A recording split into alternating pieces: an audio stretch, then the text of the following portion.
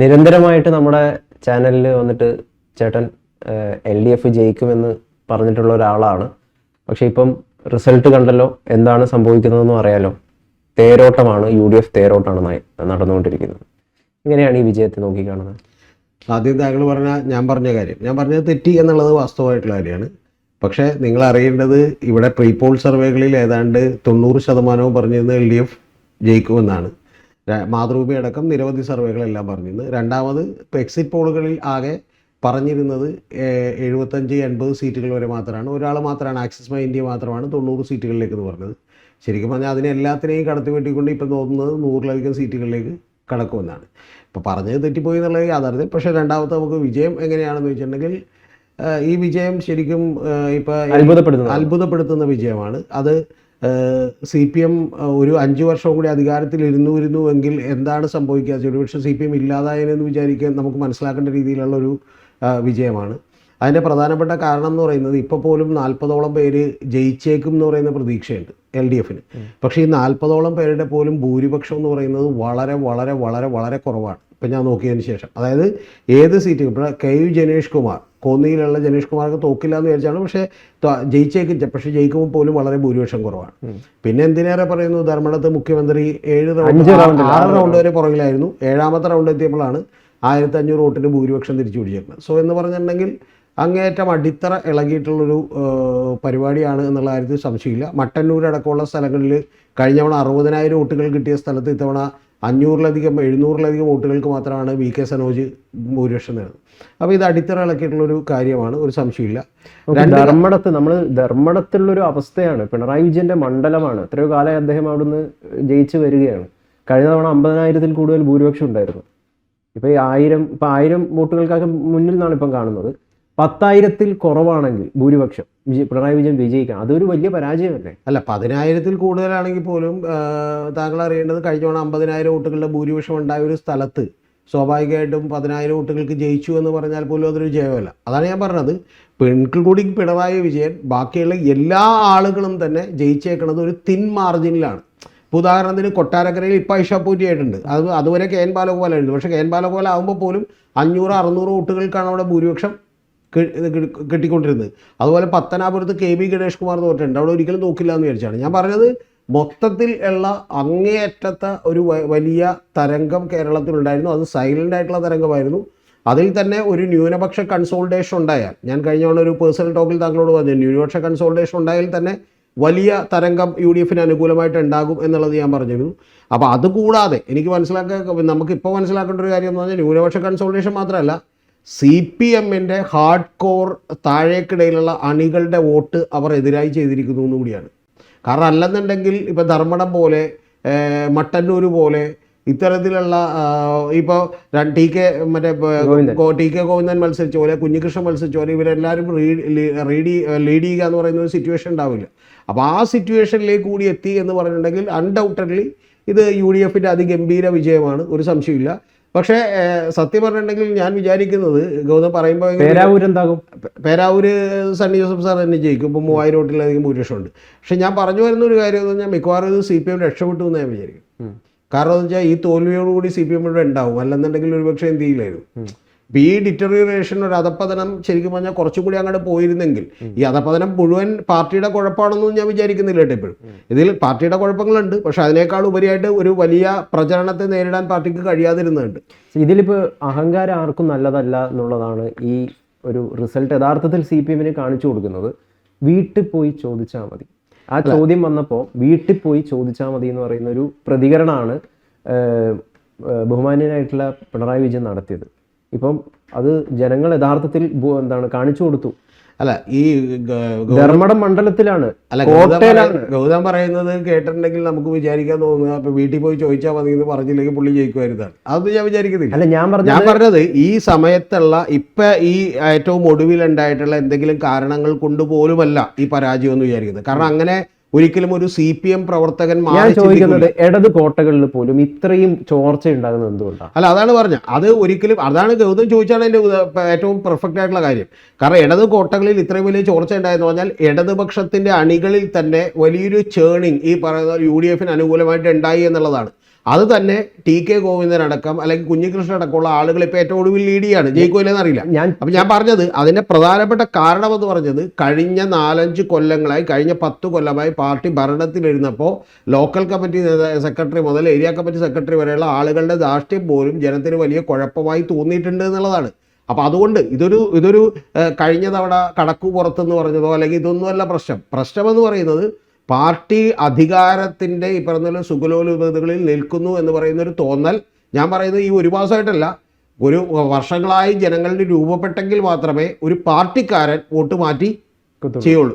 ഞാൻ തുറന്ന് ഗൗതത്തിനോട് പറയാം, ഇപ്പം നമുക്കറിയാം പാർട്ടിക്കാരെന്ന് വെച്ചാൽ ചിലപ്പോൾ പല വിരോധങ്ങളും ദേഷ്യങ്ങളും ഒക്കെ ഉണ്ടെങ്കിൽ പോലും തെരഞ്ഞെടുപ്പിൻ്റെ പ്രചരണം അങ്ങോട്ട് മൂത്ത് കഴിയുമ്പോഴത്തേക്കൊന്നും അവർ ഉറപ്പായിട്ട് പാർട്ടിക്ക് തന്നെ വോട്ട് ചെയ്യും. പക്ഷെ അങ്ങനെയല്ല ഇതെന്ന് പറഞ്ഞാൽ കഴിഞ്ഞ ഒരു 4-5-8 കൊല്ലം 5-6 കൊല്ലങ്ങളായി കഴിഞ്ഞ തെരഞ്ഞെടുപ്പിന് ശേഷം ഉണ്ടായിട്ടുള്ള നിരവധി കാരണങ്ങൾ കൊണ്ട്, പാർട്ടിയുടെ ഈ പറഞ്ഞ നടപടികൾ കൊണ്ട്, പാർട്ടിയുടെ നേതാക്കന്മാർ പലപ്പോഴും അവരുടെ ലൈഫ് സ്റ്റൈൽ ജീവിത രീതികളൊക്കെ മാറിയത് കൊണ്ടുള്ള വൻ പ്രതിഷേധം കൂടി ഈ വോട്ടിനകത്തുണ്ട്. കാരണം അല്ലാന്നുണ്ടെങ്കിൽ ഇപ്പോൾ ഗൗതത്തിന് പോലും വിചാരിച്ചിട്ടില്ലല്ലോ ടി.കെ. ഗോവിന്ദനോ അല്ലെങ്കിൽ കുഞ്ഞികൃഷ്ണനൊന്നും ജയിക്കുമെന്ന്. കുഞ്ഞികൃഷ്ണൻ ജയിക്കുമെന്ന് ഞാൻ വിചാരിച്ചിട്ടില്ല. അപ്പോൾ അതുകൊണ്ട് അത്തരത്തിലുള്ള വലിയൊരു അനുകൂല തരംഗമുണ്ടായിട്ടുണ്ട്. ആ തരംഗത്തിൻ്റെ പ്രധാനപ്പെട്ട കാരണം ഇപ്പം തന്നെ ഇപ്പോൾ വി.കെ. സനോജ് മട്ടന്നൂരിൽ നിന്ന് ജയിക്കുകയാണെങ്കിൽ തന്നെ വി.കെ. സനോജ് ഇപ്പോൾ 5ാമത്തെ റൗണ്ടിൽ ലീഡ് ചെയ്യുന്നത് 730 വോട്ടിനാണ്. ഒന്ന് ആലോചിച്ച് നോക്കണം, കഴിഞ്ഞ തവണ ഷൈല ടീച്ചർ 60,000 വോട്ടിലധികം നേടി ജയിച്ച മണ്ഡലമാണ്. അപ്പോൾ അതുകൊണ്ട് അത് വലിയ തിരിച്ചടിയാണ് എന്നുള്ളതാണ് യാഥാർത്ഥ്യം. പക്ഷേ ഒരു കാര്യം തുറന്നു പറഞ്ഞിട്ടുണ്ടെങ്കിൽ ഇത് യഥാർത്ഥത്തിൽ പാർട്ടി CPM എന്ന് പറഞ്ഞൊരു പാർട്ടിയെ സംബന്ധിച്ച് നോക്കുകയാണെങ്കിൽ ഇത് ലോങ് ടൈമിലേക്ക് ലൈഫ് നൽകുന്ന ഒരു കാര്യമായിരിക്കും. കാരണം അവരെ സംബന്ധിച്ച് ഇപ്പോൾ അടുത്ത 5 കൊല്ലത്തെ പ്രതിപക്ഷത്തെ ഇരിക്കുമ്പോഴേക്കും വലിയ കരുത്ത് ആർജിക്കാനും വളരെ എളുപ്പത്തിൽ തിരിച്ചു വരാനും കഴിയുന്ന ഒരു പാർട്ടിയായി മാറും. ഇതാണ് സിറ്റുവേഷൻ എങ്കിൽ 5 കൊല്ലവും കൂടി ശരിക്കും പറഞ്ഞാൽ 72-73 സീറ്റുകൾ കിട്ടി. ഞാനൊക്കെ പ്രതീക്ഷയുള്ള അങ്ങനെ സീറ്റുകൾ കിട്ടി. ഭരണത്തിൽ ഇരിക്കുകയായിരുന്നെങ്കിൽ അടുത്ത തവണ എന്ത് ചെയ്തു പോയനെ, ചിലപ്പോൾ 15-20 സീറ്റുകളിലേക്ക് ഒതുങ്ങി പോയനെ. അപ്പം അതുകൊണ്ട് അത് സംഭവിച്ചില്ല എന്നുള്ളത് ഭാഗ്യമായിട്ട് പോസിറ്റീവായിട്ട് കണ്ടാൽ മതി എന്നാണ് എനിക്ക് CPM അണികളോടും നേതാക്കന്മാരോടും പറയാനുള്ളത്. എങ്കിലും എന്തുകൊണ്ട് ഇത് സംഭവിച്ചു? അല്ല, സംഭവിച്ചത് രണ്ട് കാര്യങ്ങളേ ഉള്ളൂ എന്നാണ് ഞാൻ വിചാരിക്കുന്നത്. ഒന്ന്, ഈ പറയുന്ന UDFന് ഒരു അനുഭാവികൾക്ക് ഈ CPM കാലാകാലങ്ങളായി വോട്ട് ചെയ്യുന്ന ആളുകൾ ഇങ്ങനെ മാറി ചിന്തിക്കുന്നുണ്ടെങ്കിൽ അതിന് കൃത്യമായിട്ടുള്ള അത്രയും വലിയ അല്ല, അത് ഗൗതം അറിയേണ്ടത് ഒരു ചെറിയ കാര്യം കൊണ്ട് പോലും ഒരു മാറ്റി ചെയ്യില്ല. ഇപ്പം ഗൗതത്തിന് അറിയാമല്ലോ, ഇപ്പം ശരിക്കും എന്തൊക്കെ സംഭവിച്ചാലും ഏറ്റവും ഒടുവിലേക്ക് എത്തുമ്പോഴേക്കും അരിവാൾ ചുറ്റിയേക്കല്ലാതെ കൈപ്പത്തിക്കൊന്നും ഒരു പാർട്ടി അനുഭാവി കുത്തില്ല. ഇപ്പോൾ കണ്ണൂർ ഉള്ള 5-6 മണ്ഡലങ്ങൾ എടുത്തു വെച്ചാൽ, നമ്മൾ ഈ പറഞ്ഞ മണ്ഡലങ്ങൾ എടുത്തു വെച്ചാൽ അവിടെയൊക്കെ തന്നെ എന്ത് തന്നെ സംഭവിച്ചാലും, ഞാൻ പറഞ്ഞു ഇപ്പോൾ ധർമ്മടത്ത് പിണറായി വിജയനല്ല, ഇനി വേറെ ആരെങ്കിലും ആണെങ്കിൽ പോലും അവിടെ 25,000 വോട്ടിന് ജയിക്കും. അപ്പം അത്തരത്തിൽ ഈ കാലാകാലങ്ങളായി CPMനോടൊപ്പം അന്ധമായി നിന്നിരുന്ന ഒരു ജനത കൂടി മാറിയിരിക്കുന്നു എന്നുള്ളതാണ്. പിന്നെ ഒരു കാര്യം കൂടി കാണാതിരിക്കരുത്, ഇതിൻ്റെ പിന്നെയുള്ള ഏറ്റവും പ്രധാനപ്പെട്ട കാരണം ഞാൻ വിചാരിക്കുന്നത് ഒരു വലിയ പ്രശ്നം സംഭവിച്ചേക്കണം CPMന് സംഭവിച്ചേക്കണം എന്ന് വെച്ചാൽ സോഷ്യൽ മീഡിയയിൽ CPM ഇനി ശ്രദ്ധിച്ചില്ലെങ്കിൽ സ്വാഭാവികമായിട്ടും ഈ പറഞ്ഞ കാളികൂളി സംഘങ്ങളെ കൊണ്ട് മാത്രം ഒരു പ്രചരണം നടത്തിയിട്ടുണ്ടെങ്കിലുള്ള പ്രശ്നം എന്ന് വെച്ചിട്ടുണ്ടെങ്കിൽ CPM അടപടലം തകരുമെന്നുള്ളതാണ് എനിക്ക് എന്ത് പറയാനുള്ളത്. കാരണം പലപ്പോഴും പ്രചരണങ്ങളെ അതിജീവിക്കാൻ CPMന് പറ്റുന്നില്ല. പകരം വളരെ മോശപ്പെട്ട കാര്യങ്ങൾ കൊണ്ടോ വാക്കുകൾ കൊണ്ടോ അല്ലെങ്കിൽ കുറച്ചുകൂടി പറഞ്ഞാൽ അക്രമാസക്തമായിട്ടോ മാത്രം പ്രതികരിച്ചുകൊണ്ട് കേരളത്തെ പിടിച്ചിരുത്താം. അമ്പലപ്പുഴയിൽ G. സുധാകരൻ വിജയിച്ചു കയറുകയാണ്. വർഗവഞ്ചകൻ, മാപ്പില്ല, വോട്ടില്ല എന്ന് പറഞ്ഞിട്ട് അദ്ദേഹത്തിൻ്റെ വീട്ടിലേക്ക് കുറേ പേരെ വിളിച്ചിട്ട് പ്രതിഷേധമൊക്കെ നടത്തിയതാണ്. ഇതിനൊക്കെ തിരിച്ചടി കിട്ടിയിരിക്കുകയാണ്. ഈ പറയുന്ന നമ്മളൊരു കാര്യം കൂടി മനസ്സിലാക്കേണ്ടത്, ജനങ്ങളുടെ മനസ്സിലൊരു വെറുപ്പും അതുപോലെ തന്നെ ഇവരോടുള്ള ഒരു മതിപ്പും ഒക്കെ കുറഞ്ഞു തുടങ്ങിയാൽ പിന്നെ സ്വാഭാവികമായിട്ടും അറിയേണ്ടത് പിന്നെ എന്ത് കാര്യത്തിലും അവർ രൂക്ഷമായിട്ട് പ്രതികരിക്കും. ഇപ്പം നമ്മൾ വൈറ്റ്ല എന്ന് പറയുന്ന സ്ഥലത്ത് ഗൗതം അന്വേഷിച്ച് നോക്കരുത്, M.A. കോരുവാസൻ എന്ന് പറഞ്ഞൊരു ആളുണ്ടായിരുന്നു, പാർട്ടിയുടെ നേതാവായിരുന്നു. അപ്പോൾ അദ്ദേഹം എല്ലാവരോടും ചീത്ത പറയും, തട്ടിക്കയറും, ആർക്കും ഒരു പരാതിയില്ല. എന്താ കാര്യം എന്ന് അറിയോ, അയാൾ വളരെ നീറ്റായിട്ടുള്ള ക്ലീൻ ആയിട്ടുള്ള ഒരു അഴിമതിയും നടത്താത്ത മനുഷ്യനാണെന്നും സ്വന്തം വീട് വിറ്റ് അതിൻ്റെ കാശ് കൊണ്ട് വലിയ പറമ്പ് ഉണ്ടായിരുന്ന ആൾ അതിൻ്റെ കാശ് കൊണ്ട് പാർട്ടിക്ക് കൊടുത്താണെന്നൊക്കെ ആളുകൾക്ക് അറിയാം. അപ്പം ധിക്കാരം കാണിച്ചാലൊക്കെ ആളുകൾ സഹിക്കും. പക്ഷെ രണ്ടും കൂടി പറ്റില്ല. ഞാൻ നേരത്തെ നമ്മളെ ടോക്കിൽ ഇത് പറഞ്ഞിട്ടുണ്ട്. അതായത് നിങ്ങൾ ഈ പാർട്ടി ഉപയോഗിച്ച് വളരെ സുഗലോലുപമായിട്ടുള്ള വർക്ക് നടത്തിക്കൊണ്ടിരിക്കുകയാണെന്നും നിങ്ങൾ വലിയ സമ്പന്നരായിക്കൊണ്ടിരിക്കുകയാണെന്നും എന്നിട്ട് നിങ്ങൾ എൻ്റെ പുറത്ത് വെക്കിട്ട് കയറുകയാണെന്നും കൂടി പറഞ്ഞാൽ എന്ത് ചെയ്യില്ല, നടക്കില്ല. സത്യത്തിൽ ഒറ്റ വാക്കിൽ പറയാവുന്നേ ഉള്ളത്, ഒന്ന്, ഒരു ന്യൂനപക്ഷ കൺസോൾട്ടേഷൻ UDFന് അനുകൂലമായിട്ട് ഉണ്ടായിട്ടുണ്ട്. കാരണം UDFൻ്റെ തന്ത്രങ്ങൾ ഇതിനകത്ത് വിജയിച്ചിട്ടുണ്ട്. രണ്ടാമത്തത് UDFൻ്റെ രണ്ടാമത്തെ തന്ത്രം അതും വിജയിച്ചിട്ടുണ്ട്. അതെന്താണെന്ന് വെച്ചിട്ടുണ്ടെങ്കിൽ അസംതൃപ്തരായിട്ടുള്ള LDFകാരെ കൊണ്ട് വോട്ട് ചെയ്യിക്കാനായിട്ട് കഴിഞ്ഞിട്ടുണ്ട്. ഞങ്ങളാണ് യഥാർത്ഥ LDF, ഞങ്ങൾ നെഹ്റുവിയൻ ലെഫ്റ്റാണ് എന്ന് പറയുന്ന പ്രചാരണത്തിനും കൃത്യമായിട്ടുള്ള ഒരു കാര്യം കിട്ടിയിട്ടുണ്ട്. ജി സുധാകരനെ അവർക്ക് കൊണ്ടുവരാൻ പറ്റി, ടി.കെ. ഗോവിന്ദനെ കണ്ണൂരിൽ നിന്ന് കൊണ്ടുവരാൻ പറ്റി, അല്ല കൃഷ്ണനെ കൊണ്ടുവരാൻ പറ്റി. അതിലാകെ തെറ്റിപ്പോയത് നമ്മുടെ PK ശശിയുടെ മാത്രമേ ഉള്ളൂ. ആ ജനത്തിന്റെ ഓരോ കാര്യങ്ങൾ കൂടി ജനത്തിന് ഒട്ടും നമ്മൾ അണ്ടർ എസ്റ്റിമേറ്റ് ചെയ്യരുത്. കാരണം PK ശശി അവിടെ തോപ്പിച്ചു തന്നെ, അതായത് PK ശശി 3ാം സ്ഥാനത്തേക്ക് പോവാണ് അവിടെ. അതെന്താണെന്ന് വെച്ചിട്ടുണ്ടെങ്കിൽ അവിടെ PK ശശിയെ തോൽപ്പിക്കണം, കാരണം PK ശശിയെ നിങ്ങളെടുത്തത് തെറ്റായ തീരുമാനമായിരുന്നു എന്ന് UDF ജനം പറയുകയാണ്. അതോടൊപ്പം തന്നെ ഇപ്പം എനിക്ക് അറിയില്ല ഫൈനൽ റിസൾട്ട് എന്താവുമെന്ന്. ഇപ്പം TN പ്രതാപൻ അവിടെ ശരിക്കും പറഞ്ഞൊന്ന് ആലോചിക്കുക, ഈ വലിയ തരംഗത്തിനിടയിലും അവിടെ AN രവീന്ദ്ര അത് ചെറിയ വോട്ടിനാണെങ്കിലും ഭൂരിപക്ഷത്തിൽ അദ്ദേഹം ഭൂരിപക്ഷത്തോട് നിൽക്കുകയാണ്, TN പ്രതാപൻ തോക്കാൻ പോവുകയാണ്. അപ്പോൾ ഇത് കാരണം കറക്റ്റാണ് ഗൗതം. ഈ 3 കാരണങ്ങൾ വളരെ കൃത്യമായി. ഒന്ന്, ഒരു ആൻറ്റി ഇൻകുംബൻസി ഉണ്ടായിരുന്നു എന്നുള്ളത് സത്യം. പക്ഷേ അത് എത്രത്തോളം സീറ്റ് കുറയും എന്നുള്ളതിലായിരുന്നു എനിക്ക് സംശയമുണ്ട്. സീറ്റ് കുറയുമെന്ന് നമുക്കറിയാം, ഇടതുപക്ഷത്തിന് ഇത്തവണ തിരിച്ചടിയാണ് ഉണ്ടാവുക എന്നുള്ളത് നമുക്ക് എല്ലാവർക്കും അറിയാം, എനിക്കും അറിയാമായിരുന്നു.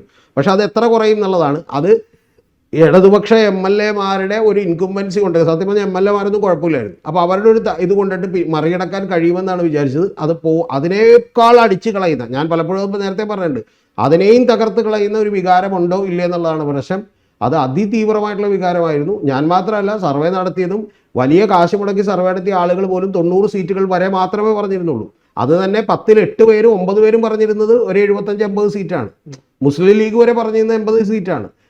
ചാണ്ടി ഉമ്മ പറഞ്ഞത് ഞങ്ങളൊരു ജയിക്കുമെന്ന് മാത്രമാണ്. 100 സീറ്റ് ശരിക്കും പറഞ്ഞാൽ തെരഞ്ഞെടുപ്പ് കഴിഞ്ഞിട്ട് പിന്നെ 100 സീറ്റ് പറയാൻ ആരും തയ്യാറായില്ല.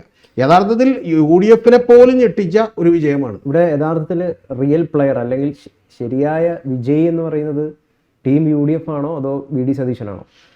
യഥാർത്ഥ വിജയി എന്ന് പറയുന്നത്, തുറന്ന് സത്യസന്ധമായി പറഞ്ഞാൽ, ഇത് സതീശൻ അത് റീഡ് ചെയ്തിരുന്നു എന്നുള്ളതിൽ ഞാൻ സതീശൻ അഭിനന്ദിക്കുന്നു. കാരണം സതീശൻ സതീശൻ്റെ തന്ത്രങ്ങളെല്ലാം കൃത്യമായിരുന്നു. അതായത് ഒന്ന്, ഒരു ന്യൂനപക്ഷങ്ങളുടെ കൺസോൾട്ടേഷന് വേണ്ടി BJP-യുമായിട്ട് ഡീലുണ്ടെന്ന് ആരോപിക്കുകയും, രണ്ടാമത്തത് വളരെ കൃത്യമായിട്ട് ഈ പറയുന്ന ഞങ്ങളാണ് യഥാർത്ഥ ലെഫ്റ്റ് എന്ന് പറഞ്ഞുകൊണ്ട് LDF നിന്ന് വന്നിട്ടുള്ള ആളുകൾക്കൊക്കെ സീറ്റ് കൊടുക്കാൻ തീരുമാനിക്കുകയും ഒരു രക്ഷയില്ലാത്ത, അതായത് ഇവർ ഒരു കാരണവശാലും ജയിക്കാത്ത സ്ഥലങ്ങളിൽ അവർക്ക് സീറ്റ് കൊടുക്കാൻ ചെയ്യുന്നത് 2 തീരുമാനവും നല്ലതാണ്.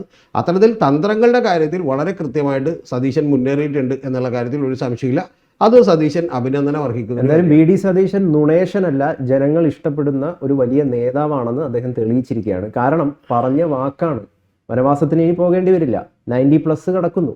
അപ്പം അദ്ദേഹം ഒരു ഭയങ്കര ക്രെഡിബിൾ ആയിട്ടുള്ള ഒരു നേതാവായി ഉയരുകയാണ്. അല്ല, ഞാൻ പറഞ്ഞത് സത്യം പറഞ്ഞാൽ ഇപ്പോൾ മുഴുവൻ കണക്കുകൾ വന്നിട്ടില്ല. ഗൗതം അറിയേണ്ടത് വലിയ ക്രെഡിബിൾ ആയിട്ടുള്ള ഒരു നേതാവായി, അല്ലെങ്കിൽ കോൺഗ്രസിനകത്ത് അദ്ദേഹം വലിയ തോതിൽ ഉദയം ചെയ്യുകയാണ്. കാരണം ഇനിയിപ്പോൾ വേറെ പ്രശ്നങ്ങളൊന്നും അദ്ദേഹം സംഭവിക്കാൻ സാധ്യതയില്ലെന്നാണ് നമ്മൾ വിചാരിക്കുന്നത്. ഒന്ന്. പക്ഷേ രണ്ടാമതൊരു കാര്യം എന്ന് പറഞ്ഞാൽ, ഇതിൽ ഇപ്പോൾ കിട്ടിയ നമ്പർ ഓഫ് സീറ്റ്സ് മാത്രമല്ല ഞാൻ പറയുന്നത്, ടോട്ടൽ വോട്ടുകൾ കഴിഞ്ഞ തവണ LDF ഉണ്ടായിരുന്നത് 95 ലക്ഷമാണ്. എൻ്റെ വിശ്വാസം അനുസരിച്ച് ചിലപ്പോൾ ഒരു 30 ലക്ഷമോ 25 ലക്ഷം വോട്ടുകൾ കുറഞ്ഞിട്ടുണ്ടാകും എന്നുള്ളതാണ് ഏറ്റവും കുറഞ്ഞത്. അപ്പോൾ അത്തരം നോക്കിയിട്ടുണ്ടെങ്കിൽ ഈവൻ ഇവരൊക്കെ ജയിച്ചേക്കണ വലിയ ഭൂരിപക്ഷത്തിനും LDF MLA-മാർ 40 പേര് ജയിച്ചേക്കണ വളരെ തിന്നായിട്ടുള്ള മാർജിനിലും ആയിരിക്കും ജയിച്ചിട്ടുണ്ടാവുക. അപ്പോൾ അത് തന്നെ വലിയ വിജയമാണ്, ഒരു സംശയമില്ല കാര്യത്തിൽ. പിന്നെ പിണറായി വിജയനെ പോലുള്ള ആള് 6ാമത്തെ റൗണ്ടിൽ, ഞാൻ പറഞ്ഞ പിണറായി വിജയൻ എന്നുള്ളത് മാറ്റി വെക്കാം, ധർമ്മടത്ത് മാറ്റി അത് സംഭവിക്കുന്നു എന്നതിൽ വലിയ കാര്യമാണ്. തെരഞ്ഞെടുപ്പ് കൺവെൻഷനിൽ സംസാരിക്കുമ്പോഴാണ് വീട്ടിൽ പോയി ചോദിച്ചാൽ മതി എന്നൊരു പ്രതികരണം അദ്ദേഹം നടത്തിയത്. അത് തീർച്ചയായിട്ടും തെറ്റ് തന്നെയാണ്. അദ്ദേഹം ഇത്രയും എക്സ്പീരിയൻസ്ഡ് ആയിട്ടുള്ള ഒരു സീസൺഡ് പൊളിറ്റീഷ്യനാണ്.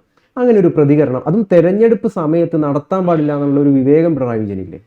ഈ തോൽവികൾ ഉണ്ടാകുമ്പോൾ സംഭവിക്കുന്ന കാര്യം എന്താണെന്നറിയാം, എപ്പോഴും നമ്മൾ ഈ പറയുന്ന വളരെ ഫ്ലിംസി ആയിട്ടുള്ള ചെറിയ നിസ്സാരമായിട്ടുള്ള എന്തെങ്കിലും കാര്യങ്ങൾ, ഇതെങ്ങനെയാണ് താങ്കൾക്ക് അതിലൊന്നും വലിയ കാര്യം അല്ല, ഇതെങ്ങനെയാണ് നിസ്സാര? തെരഞ്ഞെടുപ്പ് കൺവെൻഷനിൽ സ്വന്തം അനുഭാവിയിലുള്ള ഒരാളാണ് ചോദിക്കുന്നത് ഒരു ചോദ്യം എന്ന് പറഞ്ഞിട്ട്, അപ്പം പറയുന്നത് അത് വീട്ടിൽ പോയി ചോദിച്ചാൽ. ഇതിനേക്കാൾ ധിക്കാരപരമായിട്ടാണ് ജി സുധാകരൻ പെരുമാറാറുള്ളത്. നിങ്ങൾക്ക് അറിയോ? ജി സുധാകരൻ നിങ്ങൾക്ക് നേരിട്ടറിയില്ല. ഇപ്പം എന്നോടൊക്കെ അദ്ദേഹം വളരെ സ്നേഹത്തോടെ പെരുമാറിയിട്ടുള്ളത്. പക്ഷേ ജി സുധാകരൻ സാധാരണ ആളുകളോട് സംസാരിക്കുന്നത് വളരെ ധിക്കാരപരമായിട്ടാണ്. ഇപ്പം ഇവിടെ തന്നെ GCD ഒരു മീറ്റിങ്ങിന് ഗൗതം നീട്ടുന്നതുകൊണ്ടാണ് ഞാനതൊക്കെ പറയാമായിരുന്നു. നീട്ടുന്നതുകൊണ്ട് ഇനിയിപ്പോൾ പറയാം.